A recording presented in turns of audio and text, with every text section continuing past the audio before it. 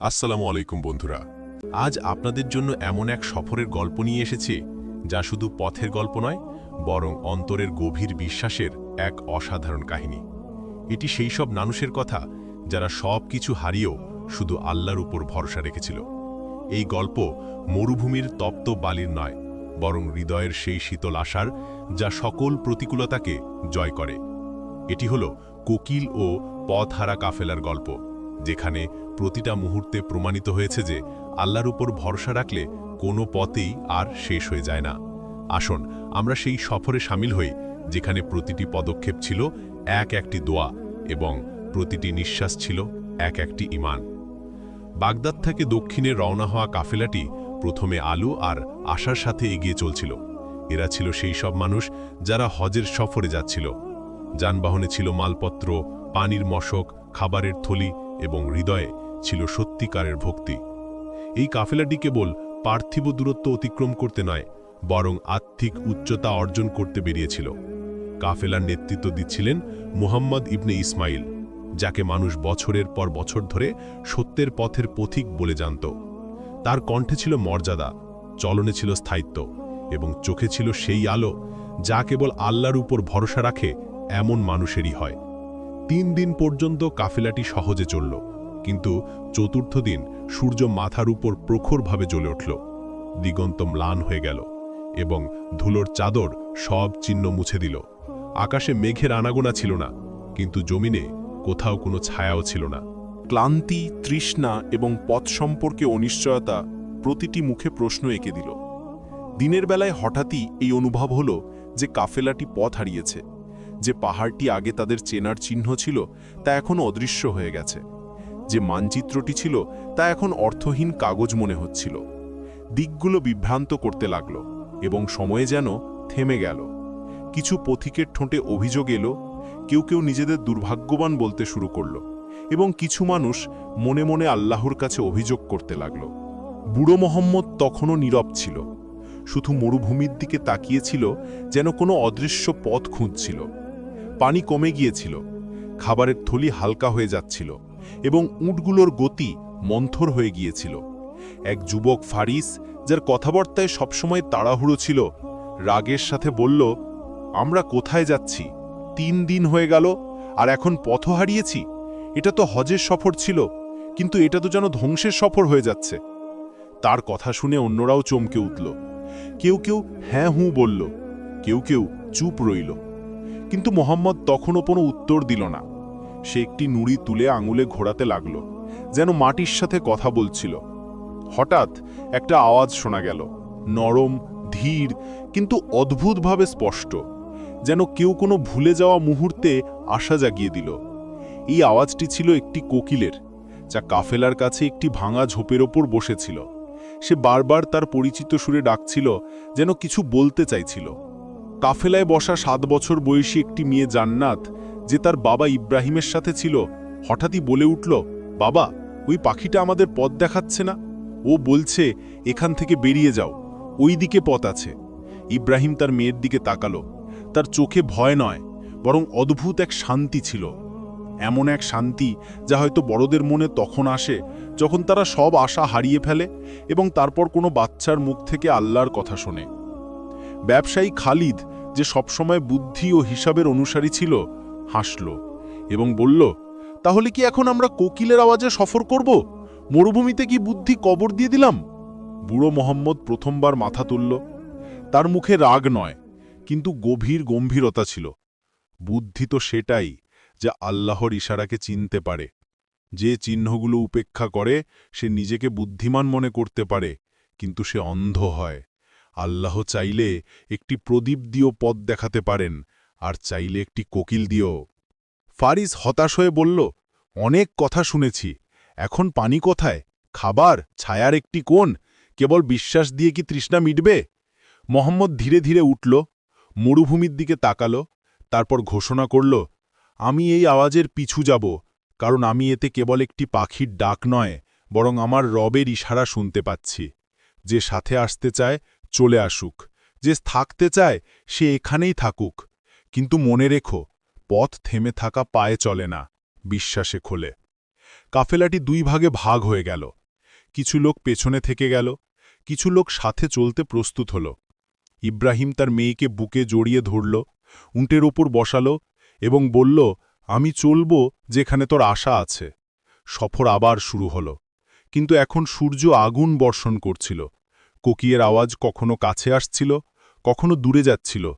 লোকেরা ক্লান্ত হতে লাগল, কিন্তু সেই আওয়াজ তাদের পাগুলোকে হার মানতে দিচ্ছিল না। তখনই আমিনা বিবি তার দুই ছোট বাচ্চা নিয়ে হঠাৎ পড়ে গেল।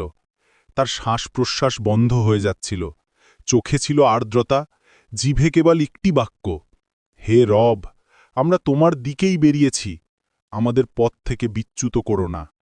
জান্নাত তার মাকে মাটিতে পড়ে থাকতে দেখে উঠ থেকে নেমে দৌড়ে গেল। সে আমিনার হাত ধরল এবং স্বতঃস্ফূর্তভাবে আকাশের দিকে তাকাল। আল্লাহ, আমরা ভুলিনি, আমাদের মনে রেখো, তুমি আমাদের আশা। এবং তখন যেন মরুভূমিতে বাতাস থেমে গেল এবং কোকিলের আওয়াজ একদম নীরব হয়ে গেল। সবাই একে অপরের দিকে তাকাতে লাগল। এটা কি নীরবতা, নাকি আল্লাহর অন্য কোনো ইশারা? কোকিলের আওয়াজ যেন একটা আশা ছিল, যা মরুভূমির নীরবতা ভেদ করে আসছিল। কিন্তু এখন সেই আওয়াজ হঠাৎ নীরব হয়ে গেছে। কাফেলার পাগুলো যেন থেমে গেল। সূর্য মাথার উপর জ্বলছিল, কিন্তু হৃদয়ে যে রোদ নেমে এসেছিল তা শরীরকে নয়, আত্মাকে জ্বালাচ্ছিল। বুড়ো মোহাম্মদ কয়েক মুহূর্ত চুপ করে দাঁড়িয়ে রইল, চোখগুলো ঝোপের দিকে, যেখানে শেষবার কোকিলের আওয়াজ এসেছিল। তারপর সে আকাশের দিকে তাকাল, যেন মনে মনে কিছু বলছিল। তার ঠোঁট নড়ছিল, কিন্তু কেউ কোনো আওয়াজ শুনল না। তারপর সে ধীরে ধীরে বলল, কখনো কখনো আল্লাহ নীরবতায় পরীক্ষা করেন। আওয়াজ কেড়ে নেওয়া হয় যাতে আমরা আমাদের ভেতরের আওয়াজ শুনতে পারি। আমাদের বিশ্বাস রাখতে হবে, আমরা গন্তব্যের কাছাকাছি আছি, হেরে যাইনি। ইব্রাহিম, যার মেয়ে জান্নাত এখন আমিনা বিবির পাশে বসেছিল, কিছু বলতে যাচ্ছিল যে পেছন থেকে ফারিসের চিৎকার শোনা গেল। সে দৌড়ে এলো, ঘামে ভিজে এবং কণ্ঠে কঠোরতা নিয়ে বলল, আমরা আপনার কথা মেনেছি, পাখির পিছু চলেছি, পানির আশায় আগুনের মধ্যে চলতে থেকেছি, আর এখন তো আওয়াজও চলে গেল, এখন তো আল্লাহও নীরব।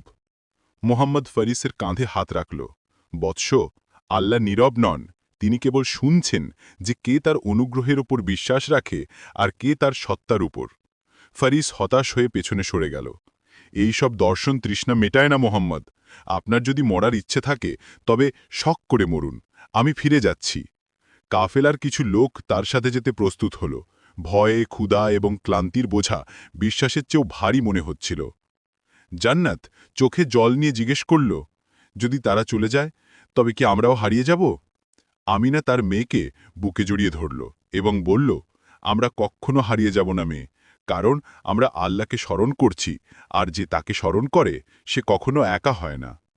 ইতিমধ্যে কাফেলার যুবক ইউনুস, যে এতদিন নীরব ছিল, এগিয়ে এলো এবং বলল, মোহাম্মদ সাহেব, যদি অনুমতি দেন তবে আমি একবার সেই দিকে গিয়ে দেখি যেখানে শেষবার আওয়াজ এসেছিল। হয়তো কোনো চিহ্ন, কোনো ঝোপ, পানির কোনো চিহ্ন, কিছু তো আছে। মোহাম্মদ তার কথায় মাথা নাড়ল। যাও ইউনুস, কিন্তু মনে দেখো, আল্লাহর নাম নিয়ে যেও, আর যাই দেখো মনে দিয়ে দেখো। ইউনুস মরুভূমির দিকে বেরিয়ে গেল। সবাই তাকে নীরবভাবে যেতে দেখল, যেন সবার হৃদয়ের আশা এখন এই এক যুবকের পায়ের সাথে বাঁধা ছিল। ওদিকে কাফেলায় নীরবতা গভীর হচ্ছিল। আমিনা বাচ্চাদের ঝোপের ছায়ায় গিয়ে বসল। ইব্রাহিম মোহাম্মদের কাছে বসে বলল, মোহাম্মদ সাহেব, এই কোকিলের আওয়াজ, এই মেয়ের বিশ্বাস, আপনার সাহস, সবকিছু এখন যেন কোনো কষ্টের অংশ মনে হচ্ছে। সত্যিই কি গন্তব্যে পৌঁছাবো, নাকি আমরা মরুভূমিতেই ঘুমিয়ে পড়ব? মোহাম্মদ ধীরে ধীরে উত্তর দিল, ইব্রাহিম, বিশ্বাস তো সেটাই যা হতাশার মধ্যে বেঁচে থাকে। দোয়া তো সেটাই যার প্রভাব থাকে, যা বন্ধ ঠোঁট আর ভেজা চোখ থেকে বের হয়। যদি এটা পরীক্ষা হয় তবে বিশ্বাস রাখো, মুক্তিও কাছেই আছে। এই মুহূর্তে দূর থেকে একটি আওয়াজ এলো, দুর্বল, ক্লান্ত, কিন্তু শোনা যাচ্ছিল, মোহাম্মদ সাহেব, মোহাম্মদ সাহেব। সবাই উঠে দাঁড়াল। ইউনুস ছিল যে দ্রুত ফিরে আসছিল, কিন্তু তার হাঁটা দেখে বোঝা যাচ্ছিল যে কিছু একটা খুঁজে পেয়েছে। সে কাছে এলো, ঘামে ভিজে, কাপড় ধুলায় ভর্তি, কিন্তু মুখে অদ্ভুত এক আলো ছিল। আমি পানি দেখেছি, একটি পুরনো পাথরের নিচে আর্দ্রতা আছে, আর ঝোপগুলোর নিচে হালকা জমাট বাঁধা আর্দ্রতাও আছে। যদি আমরা খুঁড়ি তবে হয়তো হয়তো পানি বেরিয়ে আসবে।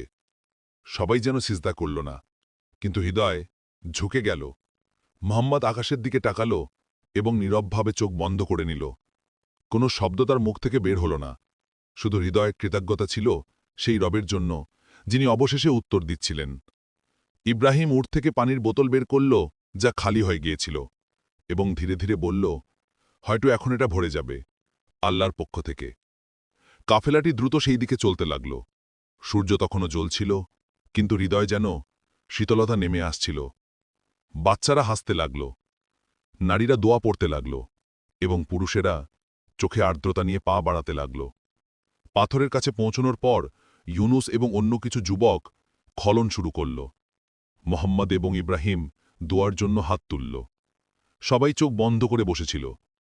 যখন এক মুহূর্ত পরে মাটি থেকে হালকা আর্দ্রতা দেখা গেল, তারপর পানির একটি রেখা, তারপর ফোঁটা, এবং তারপর একটি ছোট ঝর্ণা।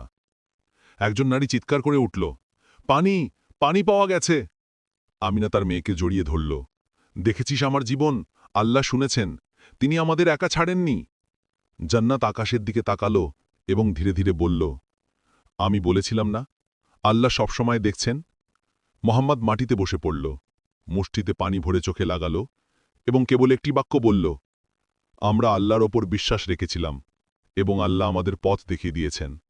কাফেলাটি যেন আবার জীবিত হয়ে উঠল। আশার ডালগুলিতে বিশ্বাসের পাখি এসে বসল। সেই সব লোক যারা ফিরে যাচ্ছিল এখন সিজদায় ঝুঁকেছিল, যারা ফেরার কথা বলছিল এখন গন্তব্যের সাক্ষী ছিল। পানির ঝর্ণা যেন মাটি থেকে নয়, দোয়ার সিজদা থেকে বেরিয়েছিল। পুরো কাফেলা এই অনুগ্রহ দেখে সিজদায় পড়ে গেল। চোখ থেকে প্রবাহিত অশ্রু মরুভূমির তৃষ্ণার চেয়েও গভীর ছিল।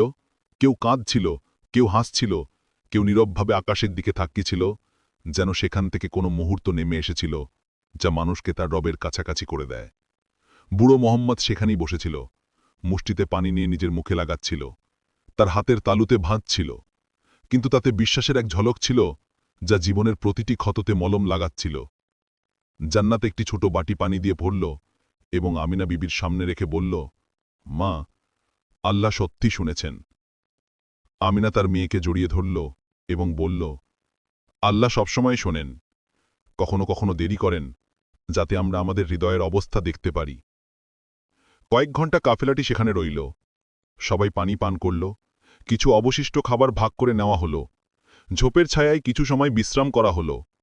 সময়ের গতি যেন থেমে গিয়েছিল এবং ক্লান্তি কিছুক্ষণের জন্য কাফেলার লোকদের সঙ্গ ছেড়ে দিয়েছিল। সন্ধ্যার কাছাকাছি সূর্যের তাপ ম্লান হতে লাগল। তখন বুড়ো মোহাম্মদ সবাইকে জড়ো করল। বন্ধুরা, আমরা এই জায়গায় কিছু সময় কাটাতে পারতাম, কিন্তু আমাদের আসল গন্তব্য এখনো বাকি আছে। আমরা হজের সফরে আছি। এই ঝর্ণা আমাদের গন্তব্য নয়, বরং পথের একটি আলো। যদি আল্লাহ এখানে আমাদের শুনেছেন, তবে অবশ্যই সামনেও পথ খুলে দেবেন। ফারিজ, যে আগে অবিশ্বাসের কথা বলত, এখন নীরবভাবে মুহাম্মদের কাছে এলো। সে ধীরে ধীরে বলল, আমাকে ক্ষমা করে দিন। আমি আপনার নিয়ত, আপনার বিশ্বাসের উপর সন্দেহ করেছিলাম এবং আল্লাহর সিদ্ধান্তের উপর অধৈর্যতা দেখিয়েছিলাম। মুহাম্মদ হাসল, বৎস, আমরা সবাই কখনো না কখনো সন্দেহে পড়ি, কিন্তু ভাগ্যবান সে যে সন্দেহকে গলিয়ে বিশ্বাসের প্রতীপ বানিয়ে নেয়। কাফেলাটি আবার রওনা হল। পথ তখনও অপরিচিত ছিল, কিন্তু হৃদয়ে যে শান্তি ছিল তা কোনো মানচিত্রের চেয়েও অনেক স্পষ্ট ছিল। চলতে চলতে রাত হয়ে গেল। চাঁদ মরুভূমির ওপর জ্বলজ্বল করছিল, যেন রবের রহমত জমিনের ওপর একটি চাদর বিছিয়ে দিয়েছে। কাফেলার লোকের একটি ছোট টিলার ওপর থামল। মুহাম্মদ সবাইকে বিশ্রামের পরামর্শ দিল। নীরবতা সব দিকে ছেয়েছিল, কেবল কোথাও কোথাও কোনো উট ডাকছিল বা কোনো বাচ্চা ঘুমের ঘোরে বিড়বিড় করছিল। তখন আবার সেই আওয়াজ, নরম মিষ্টি কোকিলের ডাক। সবাই চমকে উঠল। ঘুমের ঘোরের মধ্যে সেই আওয়াজ যেন কোনো আজানের মতো উঠল। লোকেরা জেগে উঠল, অবাক হয়ে এদিক ওদিক দেখতে লাগল। কোকিলটি মরুভূমির একটি ছোট ডালে বসেছিল। চাঁদের আলোয় তার চোখগুলো জ্বলছিল। সে একইভাবে ডাকছিল যেমনটি সে প্রথম দিন হারিয়ে যাওয়ার সময় ডেকেছিল। মুহাম্মদ মনে মনে কিছু অনুভব করল। সে এগিয়ে গেল, কোকিলের দিকে তাকালো এবং ধীরে ধীরে বলল, আমরা তোমার কৃতজ্ঞতা প্রকাশ করতে পারি না, হে পাখি, কারণ তুমি আমাদের গন্তব্য নও, তুমি কেবল একটি চিহ্ন।